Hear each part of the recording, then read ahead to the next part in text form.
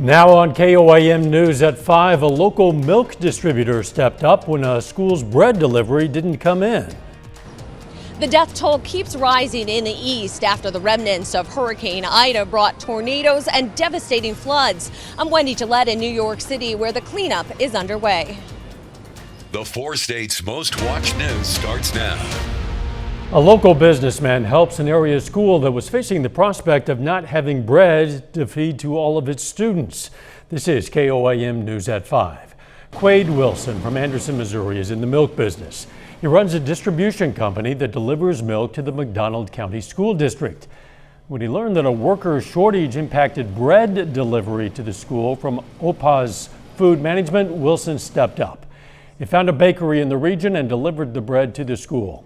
OPA Food Management this afternoon recognized Wilson with a service award. Talking about that we didn't know where our next bread delivery was going to come from, and he said, "Janie, I may be able to help you with that."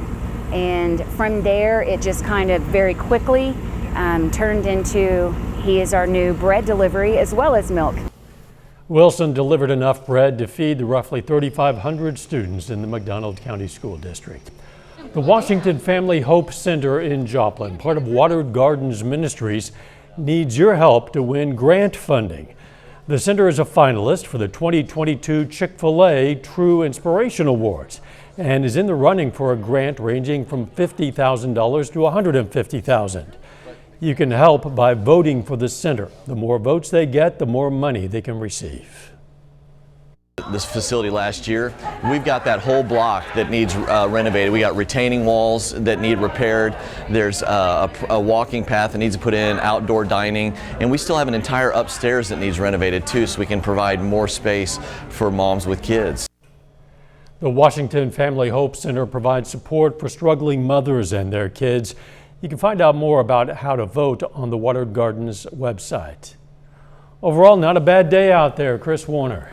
Not a bad day at all, and we do have a few more good days ahead of us, at least temperature-wise. Right now on the Skywatch storm tracker, as you can see, not really anything going on in our area. We had a few spotty showers up by Chanute earlier, but nothing significant. This is our next big weather maker. It's associated with a cold front, and you can see that there are thunderstorms firing up from one end of Kansas to the other, and that's going to be something that's going to be moving our direction as we head through the next couple of days and unfortunately into the Labor Day weekend. Tonight we're going to dip back down to about 89 by 6, 83 by 8, 79 by 10, 76 by midnight. As you can see, cloud icons because it's going to be mostly cloudy. We're heading for overnight lows of 73. We're going to break down the complete forecast and how much rain we're looking at coming up. See you soon. Firefighters in California braved severe weather conditions overnight to protect the resort town of South Lake Tahoe from the massive Caldor fire. They've kept the flames away by lighting backfires and clearing brush to slow the fire. Officials say fire has now expanded to more than 320 square miles. The fire is pushing east toward the Nevada state line over terrain so dry and dangerous, officials say they might be forced to let it burn for miles. The rain has cleared out, but the devastation from Ida's remnants is coming into focus.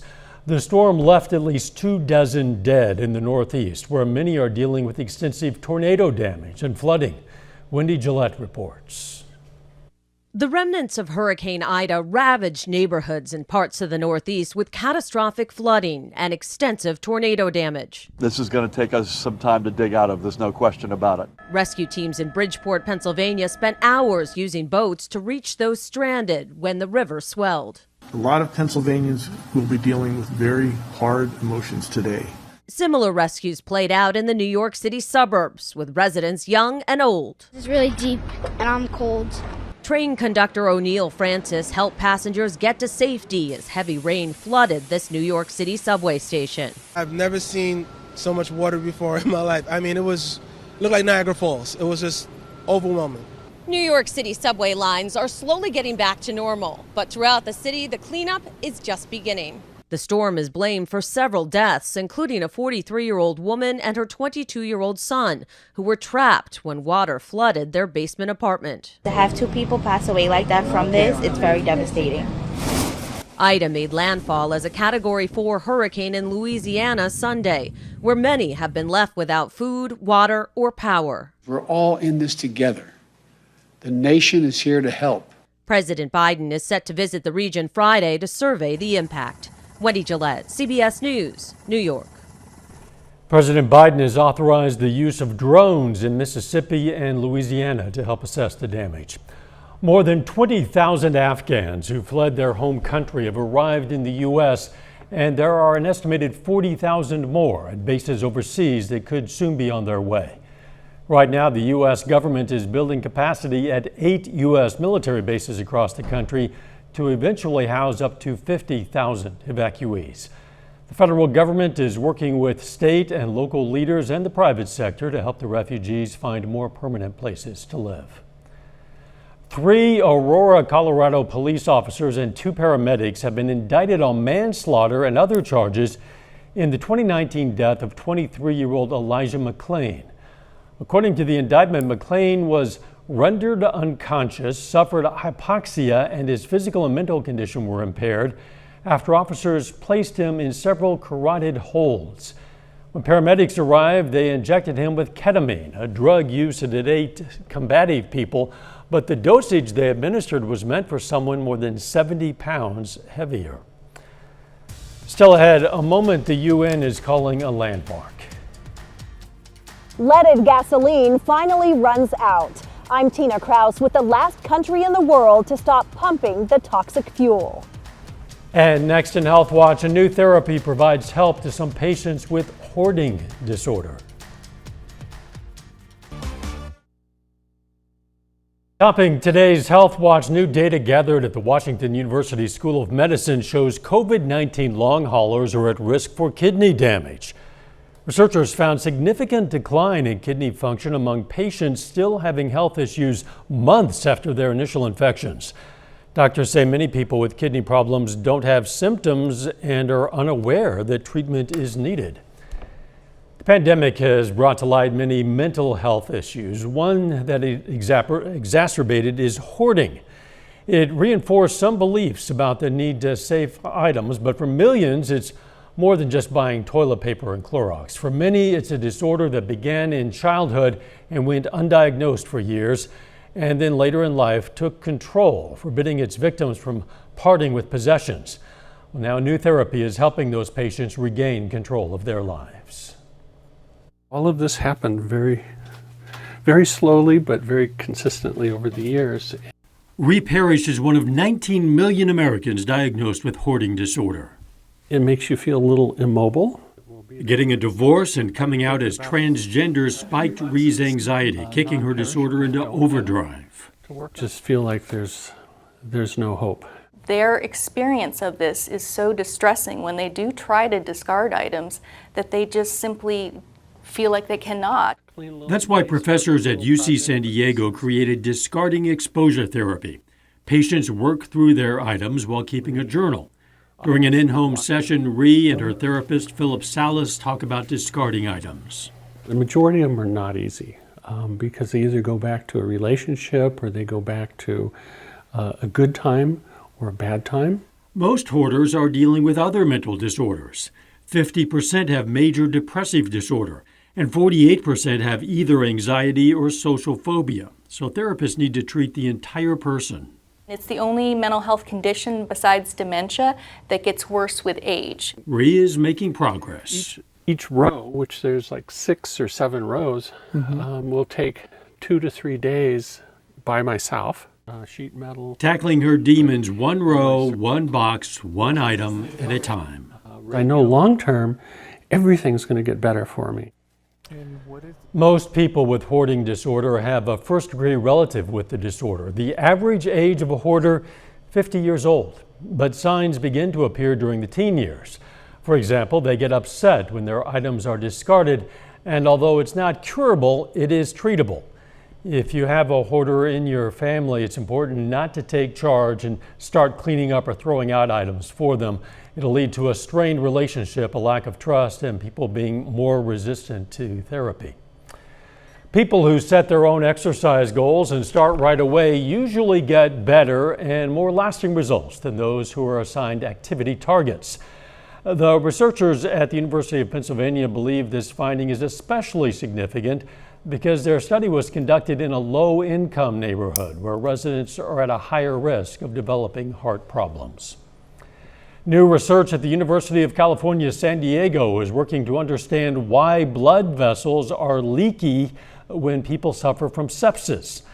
Scientists have discovered that a certain protein is linked to blood vessel integrity and hope the finding will help develop drugs that can make the vessels more stable. And that is a look at today's health news. A little bit later, a conditional settlement could remove the Sackler family from the pharmaceutical giant Purdue. And clouds are on the increase, a sign of changes to come. We're going to break down the full forecast next.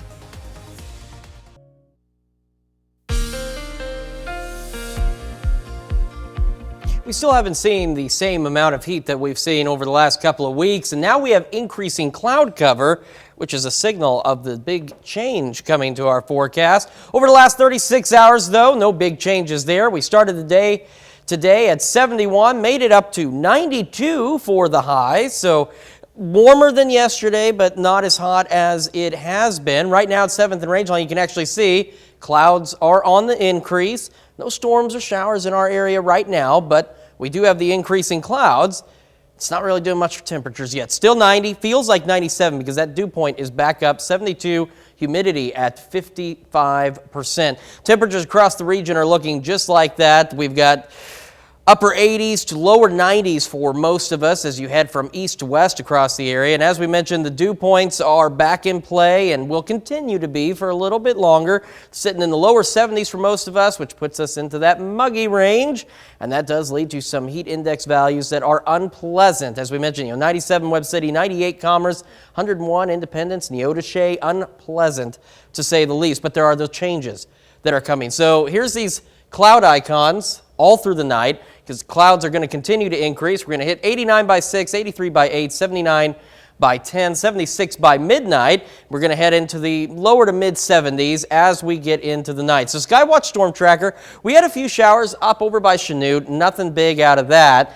But if we head to the west, that's where our cold front is.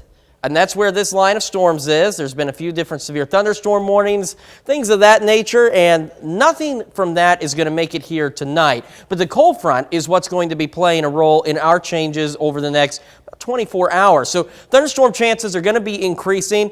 Tomorrow, there is a very, very low risk that some of these storms may be a little bit strong, marginally severe. If they get that way, it's going to be mainly a wind and hail threat. And then by Labor Day, it clears out and it's going to start to heat up again. So let's go ahead and look into the future with our crystal ball here. There's that cold front. There are those thunderstorms. This is tomorrow at 6 a.m. So some of our northern counties, some of our northwestern counties may see some of these storms try and slide through. As we head into the afternoon, though, daytime heating gets us a few more thunderstorms developing. If I get all the way out of the way, you can see a few more further off to the west. And it's those storms that will actually play a role in our forecast into the weekend. So this is Saturday at 1 a.m. Few lingering thunderstorms, bigger complex out by Yates Center. And that's going to roll through the northern part of the viewing area. And then more storms because that cold front's just going to kind of hang out and slowly dip southward, bringing more showers and thunderstorms through Saturday. Get a little bit of a break Saturday evening, and then we may see another round of showers and thunderstorms once we hit Sunday afternoon. So let's take a look at that 7-day. 91 on Saturday, 83 on Sunday, and that's because those storm chances increase. They should clear out by Labor Day itself, though. 91, temperatures kind of up and down a bit, but we may see a return to the heat by the end of next week. But in the meantime, check out those lows. 59 Tuesday night, wow. 58 Wednesday night. So it's going to be relatively pleasant. We just got to get through this rain first. Chilly overnights, in fact. Yeah, compared to what we've seen, chilly indeed. Thanks, Chris. Coming up, leaded gas is no longer being pumped anywhere in the world. First, though, we honor a local veteran. Bill Denton served in the U.S. Army from 1964 to 66. The Joplin native was stationed in Vietnam, and we salute Private First Class Bill Denton, a four-state hero. Topping Consumer Watch today, a federal bankruptcy judge has given conditional approval to a sweeping settlement that would remove the Sackler family from ownership of OxyContin maker Purdue Pharma. Under the settlement, the Sacklers have to get out of the opioid business altogether and contribute $4.5 billion to fighting the opioid crisis. In return, they'll be shielded from future lawsuits over opioids. The number of Americans signing up for unemployment benefits is at a pandemic low. According to the Labor Department, first-time filings for weekly jobless claims were 340,000 last week. There's still some work left to do, though. Back in March of 2020, first-time claims were just 256,000. It's the end of the road for leaded gasoline. Even though the highly toxic fuel was banned here in the U.S. decades ago, some parts of the world have still been pumping it. Until now. Reporter Tina Kraus has that story. Leaded fuel has finally run out of gas nearly 100 years after cars first started guzzling it. Algeria was the last holdout. The North African country used up its toxic stockpile in July. The UN calls it a landmark win in the fight for cleaner air. Ending the use of leaded petrol will prevent more than 1 million premature deaths each year from heart disease, strokes, and cancer. Leaded gasoline was first sold in the 1920s to improve engine performance. The toxic fuel ended up contaminating air, soil, and drinking water. And it took decades for doctors to discover the serious damage leaded gas was causing to people's health. Most wealthy countries, including Britain and America, started phasing out leaded fuel back in the 70s, but it was still widely used until 2002 when the UN launched a global campaign to get rid of it. Leaded fuel illustrates in a nutshell the kind of mistakes that humanity has been making at every level of our societies. Environmental experts hope the end of leaded gas marks the beginning of real action against harmful fossil fuels in vehicles. And let's build a cleaner, greener future for all. The UN Secretary General says now that Algeria has pumped its last drop of toxic fuel, the world is primed for change. Tina Kraus, CBS News. Leaded gas is still used in aviation fuel for small planes and in off-road vehicles. For years, the internet has joked about consistently broken ice cream machines at McDonald's, but it might not be a laughing matter. The Federal Trade Commission is reportedly looking into the ongoing problem. According to the Wall Street Journal, the FTC reached out to franchisees this summer. The agency has yet to comment. Ida could be to blame for as much as $40 billion in damages along the Gulf Coast. That's according to analytics company CoreLogic. Almost half of the losses are estimated to impact uninsured homes and commercial buildings. Analysts say climate change will continue to bring more storms and more resilient infrastructure is needed. Final check of the forecast next.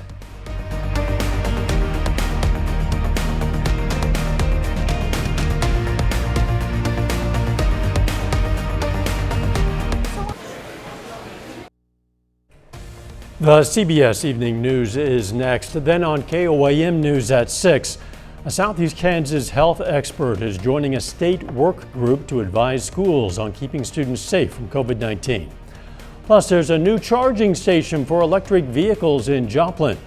And a Joplin woman is sentenced for the abuse and neglect of her young daughter. Stay with us for the CBS Evening News and then KOAM News at 6. Today is National VJ Day, the observance of Allied forces' victory over Japan during World War II. The 6-year-long global war left as many as 80 million military members and civilians dead. It was fought on every continent except Antarctica. The announcement of Japan's surrender came on August 15th of 1945, effectively bringing the war to an end, but it was September 2nd that Japan formally surrendered aboard the USS Missouri in Tokyo Bay. That's when President Harry Truman declared the day national.